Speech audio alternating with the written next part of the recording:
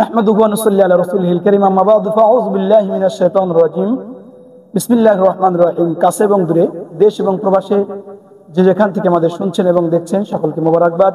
আসসালামু আলাইকুম ওয়া রাহমাতুল্লাহি ওয়া বারাকাতুহু। রাসূলুল্লাহ সাল্লাল্লাহু আলাইহি ওয়াসাল্লামের ওফাত এবং তাশরিফের মাসে, রবিউল আওয়াল মাসে পলন্ত বিকেলের একেবারে পূর্ব মুহূর্তে আমরা আপনাদের সামনে একটি বিষয় নিয়ে হাজির হয়েছি। সম্মানিত দর্শক শ্রোতা যারা আমাদের দেখছেন এবং শুনছেন, আমরা আজকে শুনি এবং জানি, আমরা যে কথাগুলো বলবো এগুলো আমরা অনেকেই জানি, কিন্তু সেটা বাস্তব জীবনে আমলে পরিণত করা আমাদের জন্য দুরূহ এবং কঠিন ব্যাপার হয়।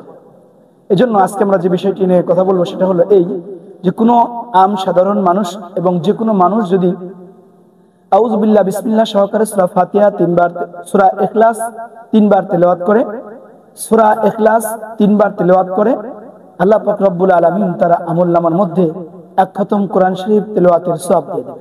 এজন্য আমরা সময় পেলেই ইনশাআল্লাহ সূরা ইখলাস ঘর থেকে বাইরে হওয়ার সময়, বাড়িতে ঢোকার সময়, যে কোনো অবসর সময়ে প্রতি আউযু বিল্লাহ বিসমিল্লাহ পড়েই 3 বার করে তেলাওয়াত করবেন ইনশাআল্লাহ। আর যদি কোনো মানুষ এই সূরা ইখলাসই 10 বার তেলাওয়াত করেন, জান্নাতে তার জন্য একটি ঘর আল্লাহ তাআলা তৈরি করে দেবেন। সম্মানিত দর্শক শ্রোতা, আমাদের সাথে থাকুন এবং আমরা যে কথাগুলো বলি আমরা নিজে এবং আমরা সকলে যেন আমল করতে পারি। আল্লাহ যেন সে তৌফিক আর হিকমত দান করেন। আসুন ইসলামকে জানি এবং বুঝি, বাস্তব জীবনে আমল করার চেষ্টা করি। ওমা আলাইনা ইল্লাল বালাগ। আসসালামু আলাইকুম ওয়া রাহমাতুল্লাহি ওয়া তাআলা ওয়া বারাকাতুহু।